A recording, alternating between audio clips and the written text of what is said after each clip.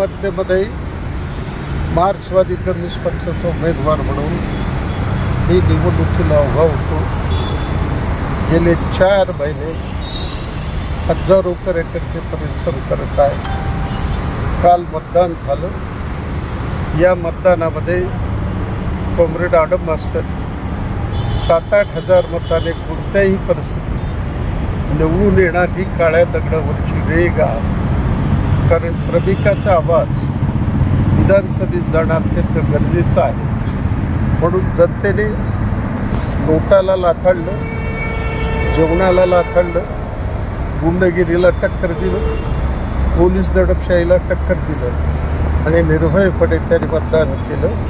त्याबद्दल मी त्यांचं जाहीर अभिनंदन करत आहे। परंतु भारतीय जनता पक्षाचे उमेदवार देवेंद्र कुटे त्यांनी 19 आणि 20 तारखेच्या मध्यरात्री अत्यंत भयानक खोटं नाटक कुटील कारस्थान रचून आडम मास्तर हा ख्रिश्चन धर्म स्वीकारलेला, आडम मास्तर आम्हाला पाठिंबा दिलेला आहे, आडम मास्तर आता आमच्यात बाद झालेला आहे, अशा पद्धतीच्या बातम्या रात्री 2:30 वाजता प्रसारित करून व्हॉट्सअपवर टाकण्यात आलं आणि लाखो लोकांपर्यंत पाठवण्याचा प्रयत्न केला।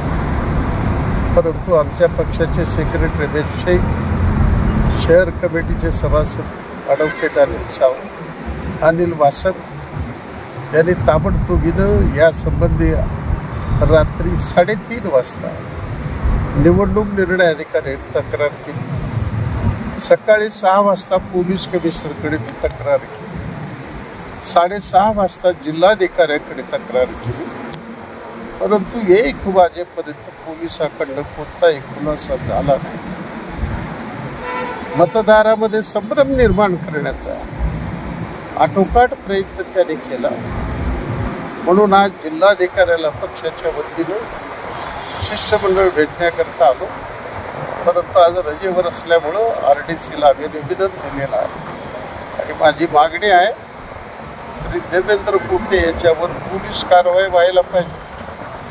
ज्यांनी अशा पद्धतीची बातमी प्रसारित केली त्यांना ताबडतोब तुरुंगात टाकलं पाहिजे।